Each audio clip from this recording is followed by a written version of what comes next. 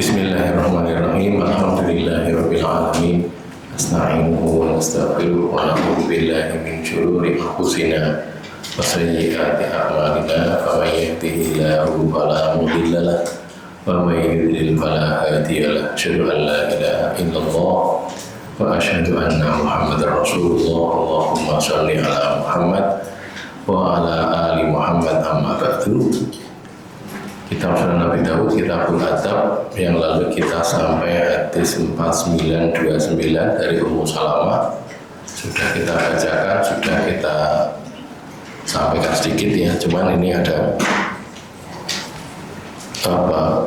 torofnya ya, bukan torofnya, takhrijnya ya, di Sahih Bukhari, Sahih Muslim. Kemarin baru kita lihat di Sahih Bukhari, yang ini yang di Sahih Muslim. Hadis yang sama, cuma ini takhrijnya apa namanya, hadis ini diriwayatkan juga oleh Muslim kan.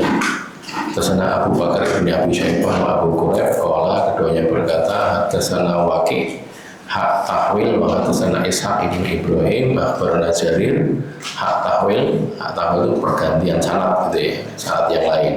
Wa hadatsana Abu Quraib hadatsana Abu Muawiyah kulluhum an Hisham, semuanya dari Hisham, hak tahwil lagi di syarat yang lain lagi. Wa hadatsana Abu Quraib aidan wa lafdhu hadza hadatsana Ibnu Numair hadatsana Hisham an abihi an Zainab binti Ummi Salamah, dari Zainab binti Ummi Salamah an Ummi Salamah, dari Ummu Salamah, anna mukhannasan, bahwasanya seorang kita bilang banci atau wandu, waria, laki-laki yang mirip perempuan, bergaya kayak perempuan, mukhannas, karena adalah indah, ada di rumahnya, di rumah Ummu Salamah, di rumahnya Ummu Salamah ya, rumah anak istri-istri Nabi kan ada di sekitar Masjid Nabawi ya, di keliling Masjid Nabawi itu. Rasulullah sallallahu alaihi wasallam fil bait, dan Rasulullah sallallahu alaihi wasallam di rumah juga, di rumah itu juga. Faqala li akhi Ummi Salamah lahu, lalu dia berkata, si mukhannas tadi berkata kepada saudara laki-lakinya Ummu Salamah, ya Abdullah ibn Abi Umayyah, ya Abdullah bin Abi Umayyah. Ummu Salamah itu kan nama aslinya Hindun binti Abu Umayyah. Lah ini Abdullah bin Abu Umayyah, saudaranya Ummu Salamah, sebapak, minimal sebapak, mungkin sekandung juga, tapi kita nggak tahu, yang jelas sebapak. In fatahallahu alaikum ta'ifah, jika Allah membukakan untuk kalian ta'if, ghadan, besok, suatu saat nanti, fa ini adulluka, maka sesungguhnya aku akan menunjukkan kepadamu ala binti Ghailan, kepada perempuan Ghailan, bintu Ghailan, anak perempuan Ghailan. Fa inna, maka sesungguhnya dia tuqbilu bi arba'in, dia menghadap, dia datang dengan 4, wa tudbiru bi samanin, dan membelakang dengan 8. Qala fasami'ahu Rasulullah SAW, lalu Rasul mendengarnya. Faqala, lalu beliau bersabda, la yadkhul haula'i alaikum, orang-orang seperti ini jangan lagi boleh masuk ke rumah kalian.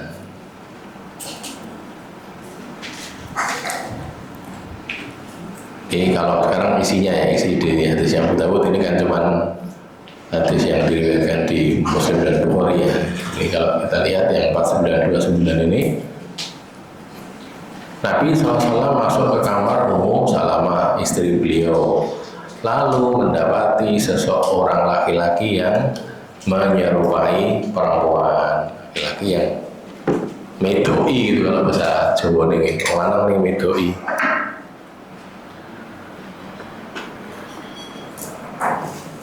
Laki seorang perempuan itu berkata kepada Abdullah bin Abu Umayyah. Siapa itu? Abdullah bin Abu Umayyah adalah saudara laki-laki Ummu Salamah, dulu lanang ya. Bahwa jika Allah membebaskan Taif nanti, membuka Taif nanti, maka dia akan menunjukkan kepadanya, pada Abdullah, seorang perempuan yang menghadap dengan 4 dan membelakang dengan 8. Perempuan yang dimaksud adalah perempuan yang tampak lekukan tubuhnya. Ada 4 lokasi bila dilihat dari depan dan 8 lokasi bila dipandang dari belakang. Kalau di cara disebutkan karena setiap lekukan itu jadi sepasang, jadinya dari 8 gitu. Prinsipnya dia mensifatkan keadaan perempuan gitulah ya, tubuhnya perempuan. Lelaki serupa perempuan pada zaman Nabi itu tidak pernah dicurigai berbuat mesum sama sekali. Beda dengan orang sekarang kan ya kan kelakuannya kayak gitu. Ini kemiripannya dengan perempuan pada kelembutan tutur kata. Jadi miripnya itu bukan karena dia berbuat mesum, itu enggak, tapi lembut tutur katanya lembut, maksudnya kayak perempuan gitu loh. Penyemiran tangan dengan kaki dengan semir yang biasa digunakan oleh perempuan gitu ya. Kasih semir, kasih warna tangannya, kakinya gitu. Dan bermain dengan permainan perempuan gitu. Jadi bukan kok orang yang maaf kayak di sini disebut sebagai LGBT itu bukan itu, tetapi ya ke wedok-wedokan itu saja gitu loh. Tidak dikenal sama sekali mereka melakukan perbuatan zina atau LGBT itu ya, sama sekali enggak. Cuma memang perbuatannya kayak gitu lah. Terus ternyata dia walaupun kayak perempuan itu masih laki-laki tuh ya. Tadi kan cerita nanti saya akan tunjukkan perempuan yang gini-gini. Maka kemudian Nabi menyuruh, perintah Nabi ini akhrijuhum min buyutikum ini untuk orang kedua jamak mudzakkar, padahal yang dimaksud adalah para istri Nabi jamak muannas untuk memuliakan ummahatul mukminin. Jadi kan harusnya akhrijna gitu ya, akhriju, ini akhrijnahum. Tapi kok akhriju orang kedua jamak mudzakkar untuk laki-laki, padahal yang disuruh kan istri Nabi kan perempuan, kan jamak muannas terus dimudzakarkan. Itu kalau cara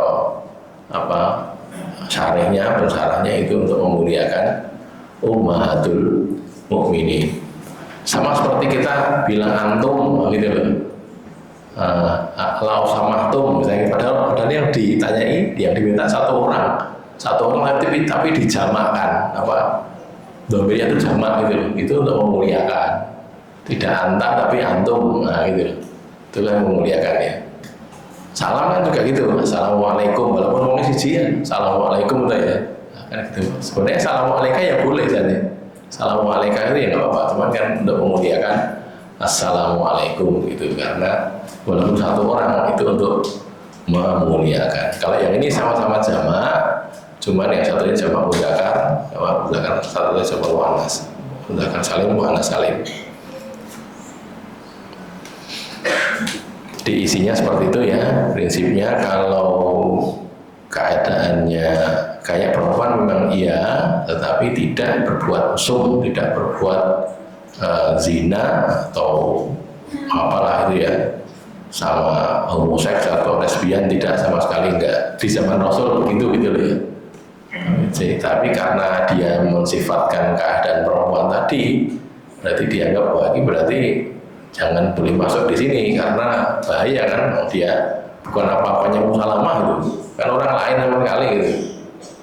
Kalau dia perempuan gitu kan memang nggak apa-apa sama perempuan, tapi ini ternyata laki-lakiannya masih ada, cuman gayanya saja yang kayak perempuan, tapi nafsu pada perempuan masih ada. Nah itu kan kalau gitu disuruh pergi dari rumah. Ada pertanyaan? Ada ya, 4930.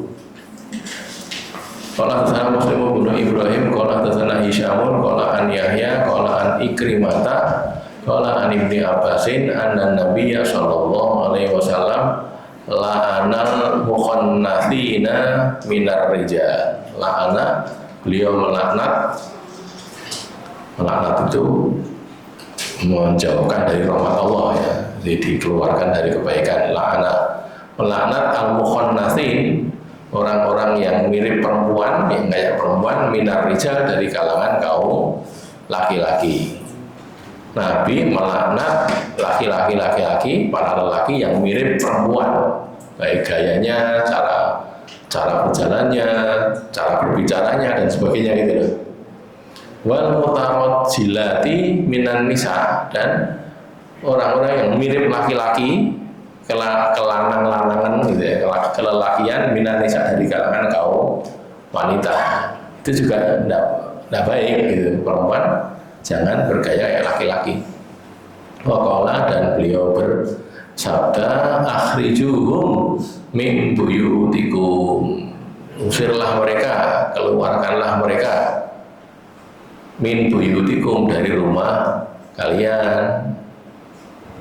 Wa akhriju fulanan wa fulanan, dan kamu juga keluarkan itu si fulan dan si fulan. Siapa itu? Yakni al-mukhannatsin, orang-orang yang mirip perempuan tadi. Sebut namanya itu si fulan tuh, sudah keluar sana gitu. Ini juga ada di Sahih Bukhari ya, banyak takhrijnya, banyak Musnad Ahmad, Sahih Bukhari, dan Abi Dawud dan yang lain-lainnya. Nanti mungkin kalau ada waktu baleni gitu nih, ada baleni enggak di sini? Enggak ada. Masih mau ulang, kalau ada kan bagus ini. Masih mau ulang, nanti dicek ini di apa, kitab-kitab yang ada itu digulai bener apa sosok orang itu takhrijnya ini ya. Kalau barangkali diadakan Ustaz Salam, Ustaz Jumanto dengan yang lain juga diadakan majelis pengulang, entah kapan longgarnya itu. Nah, kalau kita ngajinya semua bulan 2 kali ya, minimal mengulangnya sebulan sekali gitu ya. Kan bisa untuk 2 kali diulang sekali. Di Sahih Bukhari di hadis 5885 5885 hadasana Muhammad bin Bashar qala hadasana Undarun qala hadasana Syu'batu qala an Qatadah qala an Ikrimah qala an Ibnu Abbas radhiyallahu anhuma, dari Ibnu Abbas qala, dia berkata,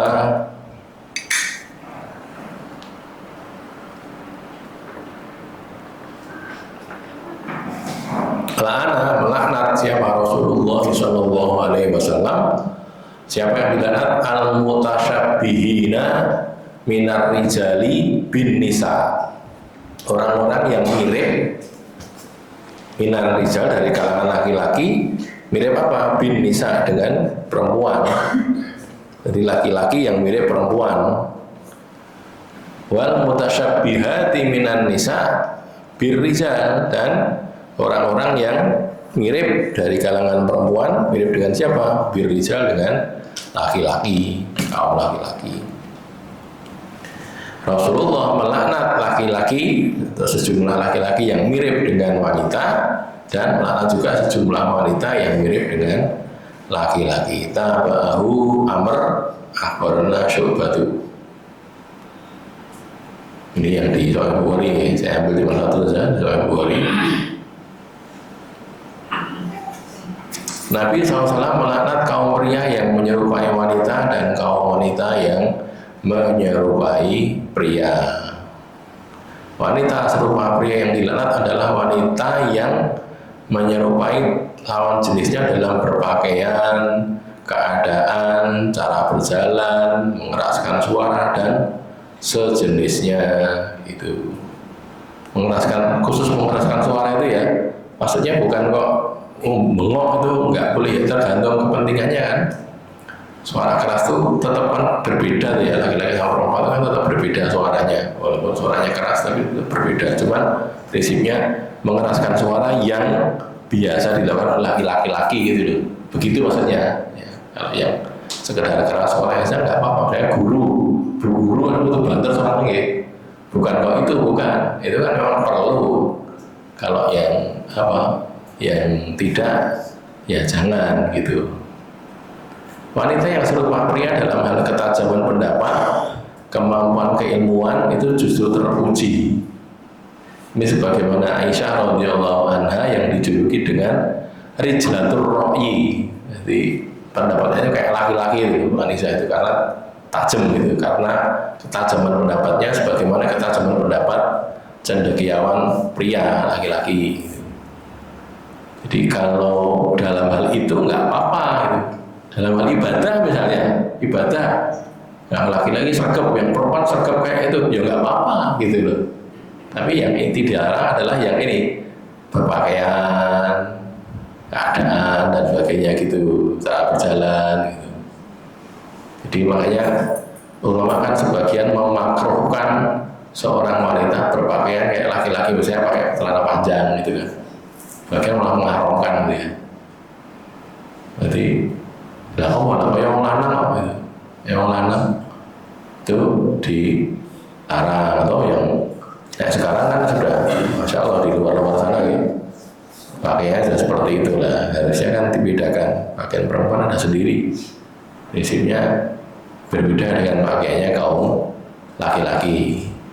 Kalau itu pakaian yang bisa dipakai bareng, misalnya dia sarung misalnya, sarung kan tinggal lanang itu itu ya nggak apa-apa.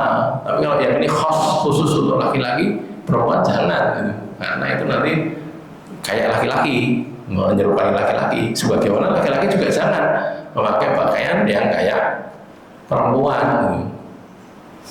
Nah dulu zaman orang-orang belum pakai gomis itu, orang pakai gomis di luar anu saya itu, kayak cawe itu anu saya itu. Sekarang kan sudah enggak ya. Nah itu tidak termasuk yang begitu. Kenapa? Ini bukan pakaian perempuan, itu gomis itu pakaian baju panjang laki-laki, itu orang laki-laki. Di asalnya sana dikenal untuk laki-laki gitu, bukan untuk perempuan gitu ya. Jadi walaupun bentuknya kayak kalau kata orang Jawa kayak saya tadi, kayak ujungnya celana panjang kok saya, nah, ini bukan saya, ini gomis gitu.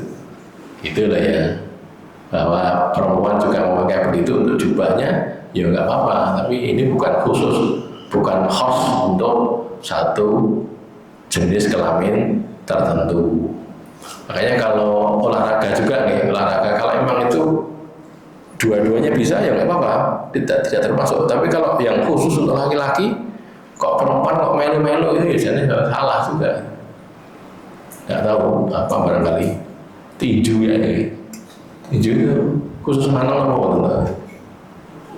Nggak tahu zaman dulu, gulat kalau zaman dulu ya, bergulat itu ya kan, kepada laki-laki biasanya ya, yang perempuan jangan gitu, karena hal yang seperti itu tidak tepat gitu, perempuan dan yang lain-lainnya.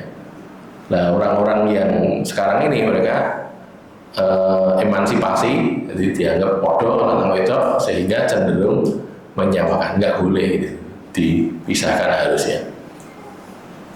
Nah kalau ini kaitan dengan Aisyah ini ya, jadi beliau Aisyah radhiyallahu anha ini karena ketajaman pendapatnya dikenal sebagai rijlatul ra'i, apa tajamnya kayak laki-laki itu nggak apa-apa.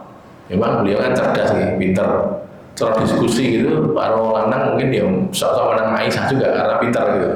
Nah gitu itu nggak apa-apa yang seperti itu. Jadi dalam hal begitu nggak apa-apa. Tapi kalau dalam hal yang tadi berdandan atau bercara berpenampilan dan sebagainya tidak boleh. Pada hadis dalam bab ini terkandung larangan terhadap masuknya pria yang menyerupai wanita ke rumah kaum wanita, sekaligus larangan terhadap para wanita menampakkan diri kepadanya, karena mereka itu masih laki-laki, si lanang gitu, sehingga kedudukannya kayak laki-laki yang lain.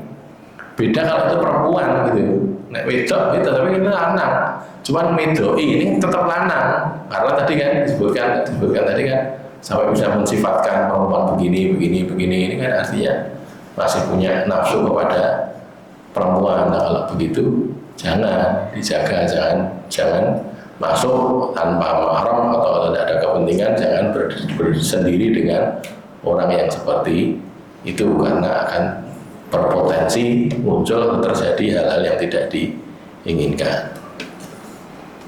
Sampai di sini ada pertanyaan? Tidak ada ya, kita lanjutkan ke yang berikutnya. Nah, tadi ini ya. Bab kita belajar babu fil laibi bil banat, bermain dengan boneka. Karena di sini sebenarnya bukan anak perempuan, tapi boneka yang perempuan gitu. Jadi boneka anak-anak tapi melambangkan anak perempuan, maksudnya sehingga disebut banat itu, maksudnya gitu, bukan manusia tapi boneka. 4931 qala hadatsana Musaddadun qala hadatsana Hamadun an Hisyam bin Urwata an abihi an Aisyah qalat, dari Aisyah dia berkata, kuntu al abu bil banati, kuntu adalah aku, al abu aku bermain, bil banat dengan boneka-boneka.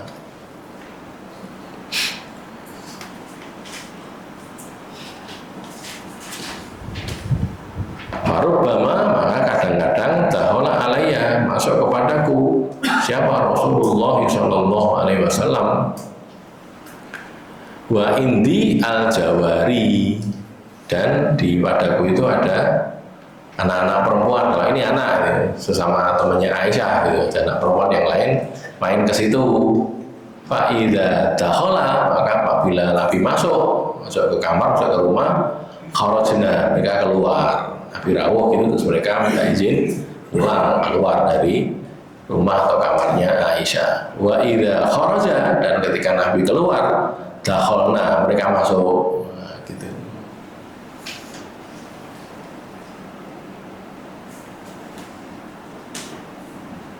Untuk lebih memahamkan ya, jadi Aisyah itu dinikahi Nabi usia 6 tahun. 6 tahun. Terus jadi satu rumah, bina ini satu rumah itu usia 9 tahun. Terus menikah, jadi istrinya Nabi sekitar 9 tahun juga, sehingga Nabi wafat, Aisyah berusia 18 tahun. 18 tahun dalam keadaan menjanda, sudah jadi janda, karena Nabi sudah wafat, gitu ya. Maka kalau kita anggap ini kejadiannya di Medina, ya paling antara usia 9 tahun itulah ya, 9 tahun atau 6 tahun, 6 tahun belum jadi satu rumah ya, mulai dari satu rumah atau 9 tahun sampai 18 tahun itu gitu. Jadi kalau kita di sini 9 tahun itu kelas berapa? 3, kelas 4 ya, kelas 3 kelas 2 ya, kelas 3 gitu, kelas 3 ya, di kelas 3 MI ya masih segitu itu gitu loh. Jadi naik dolanan boneka, mau garwane Nabi dolanan boneka aja cilik kok, gitu loh. Masih kecil kan, masih usia segitu gitu loh. Jadi bisa dimaklumi kan ya, nah seperti itu. Jadi satu itu. Yang kedua, didulani kancane juga kan ya wajar gitu, cah cilik usia segitu di ada temannya mungkin sebaya dengan dia bermain di situ kan ya wajar, boleh gitu loh, tidak ada masalah. Jadi untuk bisa lebih memahami kedudukan hadis ini ya. Nah makanya kalau Nabi datang terus mereka keluar pakai wah gitu ya, keluar dari rumah, nanti kalau Nabi keluar mereka datang lagi dulani atau bermain dengan Aisyah. Ini mungkin bermain-main, artinya bermain boneka itu tadi. Boneka boleh digunakan sebagai alat permainan untuk anak-anak, ya. Makanya kalau itu bukan boneka, bentuknya manusia kan jadi patung. Patung kan nggak boleh, gitu. Patung makhluk hidup kan dilarang, toh, nggak boleh, toh. Tapi kalau itu boneka boleh, karena itu untuk permainan, untuk bermainnya anak-anak, nggak apa-apa, gitu. Boneka bentuk manusia atau hewan itu tidak termasuk patung makhluk hidup. Yang dilarang pembuatannya, penjualannya, dan pembeliannya. Jadi kalau yang ini kan patung makhluk hidup itu kan dilarang, nggak boleh dibuat, nggak boleh dijual belikan, nggak boleh, itu gitu. Nah, kalau ada yang terjadi di Jogja ini kan ya banyak ya patung manusia ya itu karena melanggar aturan saja, jadi tidak boleh. Jadi mematungkan siapa, misalnya Rojo siapa Sultan Agung kayak gitu ya, dipatung kayak nggak boleh. Atau siapa juga presiden apa dipatung kayak nggak boleh. Di Solo juga banyak ya, terus patungnya Bung Karno macam-macam itu ya nggak boleh. Nah karena nggak pakai syariat ya jadinya dilakukan, sebenarnya nggak boleh.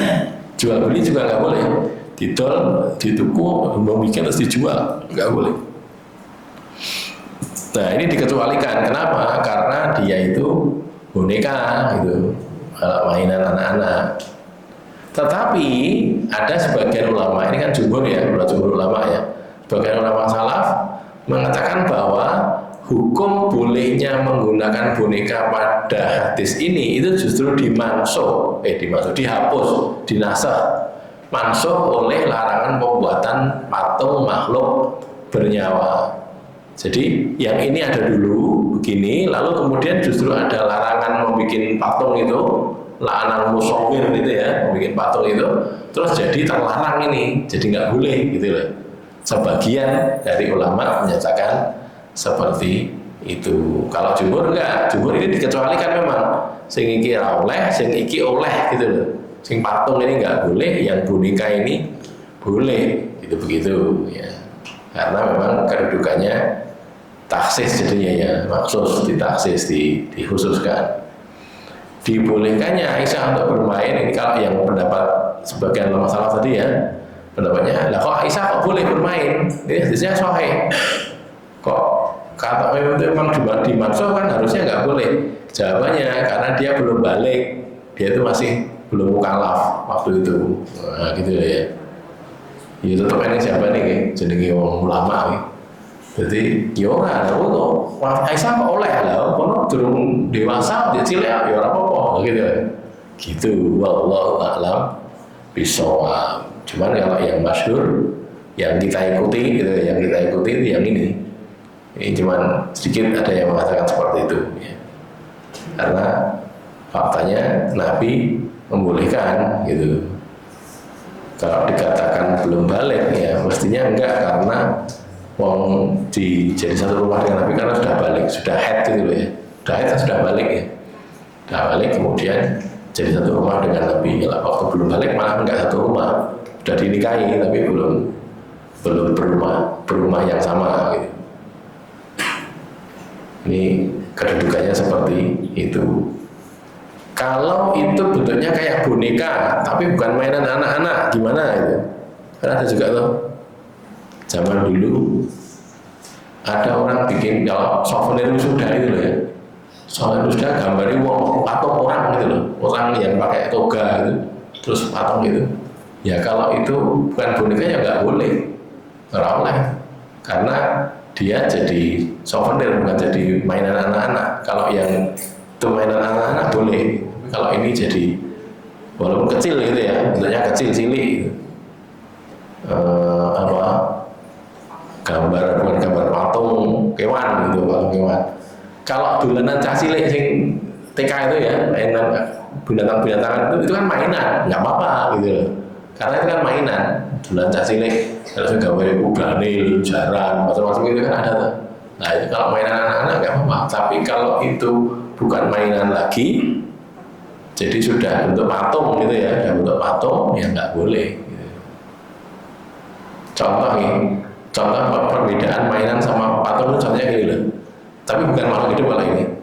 Kalau pernah lihat meja kerjanya Pak Habibie itu, sudah meninggal nih, Profesor Habibie itu kan.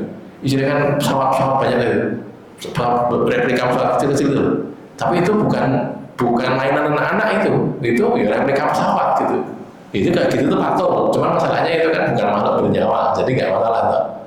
Nah kalau yang mainan anak-anak ya pesawat-pesawatan yang kebetulan kecil itu bentuknya mirip kan itu, bentuknya mirip, apalagi kalau anunya sama itu persis mungkin sama. Tapi yang ini kalau coro ini makhluk hidup ya, ini sekali lagi bukan makhluk hidup. Kalau misalnya itu makhluk hidup punya nyawa gitu, yang dipatungkan itu manusia atau binatang, maka tidak boleh itu karena dia ngepatung. Cuman karena pesawat kan ya apa-apa, pesawat itu orang beli nyawa gitu ya. Anak-anak memerlukan permainan dan bermain untuk fisik dan psikisnya. Ini kan Pak Dokter lebih pirsa ya masalah ini. Yang jelas sedang cah cilik ya gaweane dolanan gitu. Maka ya cah cilik dolanan ya ora apa-apa. Cuman kalau pas ngaji gini ya kita atur biar ora saling ganggu gitu. Tapi ya mainan namanya anak kecil mainan, cek dolanan gitu. Pokoknya masjid terus saya dolanan. Ya yang salah bukan anaknya, tapi yang bawa harusnya menjaga anaknya tidak supaya nggak ganggu kan gitu tuh. Jadi anak dibawa ke masjid boleh nggak apa-apa, malah harusnya dikenalkan dengan masjid. Cuman jangan dibiarkan mengganggu orang sholat, jangan dibiarkan. Bagaimana caranya gitu loh ya, diatur bagaimana caranya supaya tidak ganggu orang yang sholat, gitu caranya. Ya, jadi kalau anaknya cak cilik dolanan wae, ya cak cilik kayaknya dolanan memang. Jadi cak cilik ya. Kita kan juga pernah kecil tuh ya. Kita semua dulu pernah jadi cak cilik tuh. Ya kan kita bermain gitu. Makanya itu tadi. Jadi punya kebutuhan untuk bermain, iya. Tapi sekarang kita arahkan supaya tidak mengganggu. Sama dengan ini cek cilik dolanan boneka, ya nggak apa-apa. Jadi cak cilik dolanan gitu. Wallahu a'lam bishawab. Sudah bisa? Sabar ya, oke. Ada pertanyaan sebelum kita akhiri? Saya ambil ya. Dia tadi katanya Ustaz Nurdin sakit ya. Betul. Ini buat apa dari siapa? Ini aja. Betul ya. Ini coba barangkali ada waktu ya. Oh, jenggot juga. Oke, kita tutup ini. Bismillahirrahmanirrahim. Alhamdulillahirabbil alamin. Allahumma shalli ala Muhammad wa ala ali Muhammad. Allahumma qsim lana min khasyatika ma yahulu bainana wa baina ma'asik. Wa min ta'atika ma tuballighuna bihi jannatak. Wa min al-yaqini ma tuhawwinu bihi alaina musibatid dunya. Wa matti'na bi asma'ina wa absarina wa quwwatina ma ahyaitana waj'alhu al-waritha minna waj'al tharana 'ala man dhalamana wansurna 'ala man 'adana wa la taj'al musibatana fi dinina wa la taj'alid dunya akbara hammina wa la mablagha ilmina wa la tusallit 'alaina man la yarhamuna. Sallallahu ala Muhammad wa ala ali Muhammad walhamdulillahi rabbil alamin. Silakan teman-teman.